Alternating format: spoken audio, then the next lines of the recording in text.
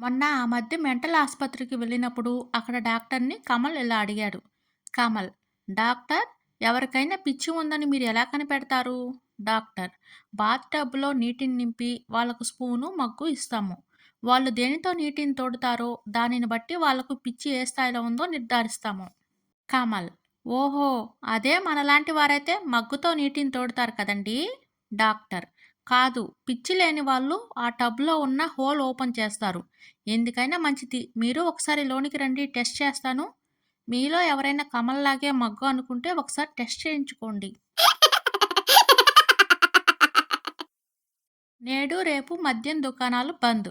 విజయ్: నాకు ఆ విషయం తెలిసే 2 ఫుల్ బాటిల్స్ తెచ్చి పెట్టుకున్నాను. వినయ్: అరే, నాకు బాటిల్ ఇవ్వరా? విజయ్: వైన్ షాప్ దగ్గర చిన్నపాటి యుద్ధం చేసి తెచ్చుకున్నా, ఇవ్వడం కుదరదు. వినయ్: పోనీ ఇవాళ రేపు క్వార్టరైనా ఇవ్వరా? విజయ్: కుదరనే కుదరదు. వినయ్: కనీసం ఒక మూతైనా ఇవ్వరా? పెళ్లిపై విరక్తి చెందిన ఓ పాల వ్యాపారి కథ. నాకు పరిచయం ఉన్న ఒక పాల వ్యాపారిని ఓ రోజు ఇలా అడిగాను.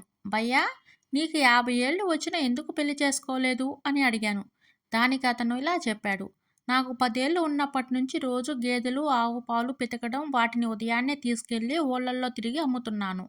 ఆ సమయంలో ఎందరో ఆడవాళ్లను మేకప్ లేకుండా చూస్తున్నాను. కొందరి అవతారం చూసి జ్వరం వచ్చిన సందర్భాలు ఉన్నాయి.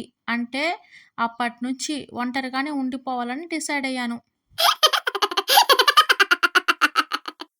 సెల్ ఫోన్ అసలు స్త్రీలింగమా, పుల్లింగమా అనే ఇద్దరు మేధావుల మధ్య చర్చ జరుగుతుంది. మొదటి వ్యక్తి: సెల్ ఫోన్ ఖచ్చితంగా పుల్లింగమే. రెండో వ్యక్తి: కానే కాదు, స్త్రీలింగమే. మొదటి వ్యక్తి: రుజువు చేయగలరా? రెండో వ్యక్తి: రకరకాల రంగులు ప్రదర్శిస్తుంది, గంటల తరబడి అలుపు లేకుండా మాట్లాడుతుంది, నిత్యం కొత్త కొత్త మోడళ్ల రూపంలో కనిపిస్తుంది, కొందామంటే జేబు ఖాళీ చేస్తుంది, ఆఖరికి అవసరమైనప్పుడు సర్వీస్ నాట్ అవైలబుల్ అని చెబుతుంది. మొదటి వ్యక్తి: మీ వాదనతో నేను ఏకీభవిస్తున్నాను, సెల్ ఫోన్ స్త్రీలింగమే.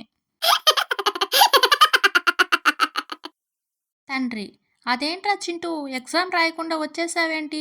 చింటూ: మీరేమో చూసి రాస్తే చేతిరాత మెరుగవుతుందని చెప్పారు కదా నాన్న. నేను పరీక్ష అలాగే రాస్తుంటే టీచర్ బయటికి పంపేసింది అని ఏడుస్తూ చెప్పాడు చింటూ.